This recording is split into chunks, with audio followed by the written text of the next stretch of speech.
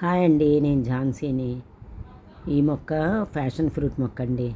నేను కొని 2 సంవత్సరాలు అయింది. లాస్ట్ ఇయర్ నాకు కాయలు వచ్చినాయి, కానీ నేను అంతగా ఆ కాయలను ఎంజాయ్ చేయలేదు. ఏంటంటే దీనిలో ఉన్న లక్షణము, కాయ పండిపోగానే రాలిపోతుంది. రాలిపోయేదాకా దాన్ని నాకు ఫీచర్స్ తెలిసేవి కాదనమాట. పచ్చియే కొయ్యాలా, ఎలా కొయ్యాలా అనేసి. నేను యాక్చువల్గా కోసే ముందు వీడియో తీద్దాం అనుకున్నాను. నేను వీడియో ఆన్ చేయకుండా తీస్తూ మొదలుపెట్టాను. అందుకని కాయలు కోసిన తర్వాత మీకు మళ్ళీ వీడియో తీసి చూపిస్తున్నాను అనమాట.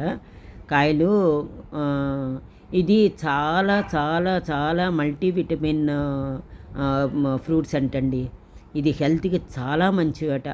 నాకు కూడా అంత క్రితం ఈ మొక్క పెంచుకోవాలనే ఐడియా లేదు. ఇలానే యూట్యూబ్లు చూస్తూ ఉంటే ఈ ఫ్యాషన్ ఫ్రూట్ వల్ల ఉపయోగాలు తెలుసుకొని నేను కూడా మొక్క తీసుకొచ్చి ఇంట్లో పెట్టుకొని కాయిస్తున్నాను అనమాట. ఈసారి కూడా నాకు 10 కాయల దాకా వచ్చినాయండి. అవి జ్యూస్ తీసుకొని తాగాల.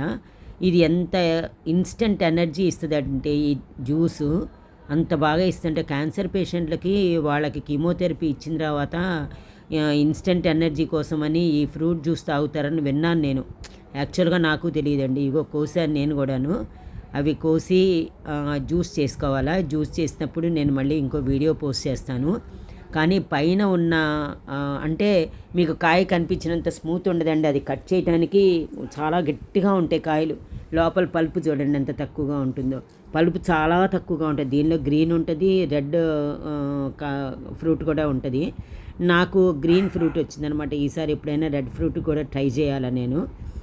కానీ ఈ జ్యూస్ చాలా మంచిదని విన్నానండి. ఉంటాను.